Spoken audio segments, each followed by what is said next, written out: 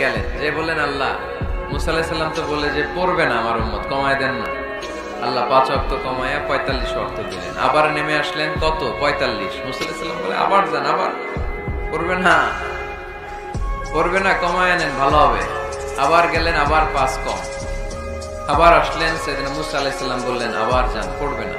আবার গেলেন, 9 বারে 5 নং 45 ওয়াক্ত কমায় দিয়া রাখলেন কয় ওয়াক্ত? 5 ওয়াক্ত নিয়ে আল্লাহর হাবিব ফিরে আসতেছে। মুসা আলাইহিস সালাম বললেন কি অবস্থা, কয় রাকাত, কয় ওয়াক্ত? আল্লাহর হাবিব বললেন এবার দিছে 5 ওয়াক্ত। মুসা আলাইহিস সালাম বললেন এটাও পড়বে না, ঠিক কি না? এটাও পড়বে না, কমায় নিয়ে আসেন। এবার আল্লাহ রাসূল সাল্লাল্লাহু আলাইহি ওয়াসাল্লাম বলেন, বলতে আরম্ভ করলেন কি বলেন, 9 বার গেলাম, আর কত যাওয়া যায়, আর পারুম না, লজ্জা লাগে, আমার শরম লাগে। সহিহ বুখারীতে এই কথাটাই এসেছে, আস্তাহি মির রাব্বি, আমার এবার লজ্জা লাগে যেতে। শরম বলেও তো একটা কথা আছে, কয়বার যাওয়া যায় আল্লাহর কাছে? সুবহানাল্লাহ। লাজুকতা কাকে বলে তিনি শিখিয়েছেন।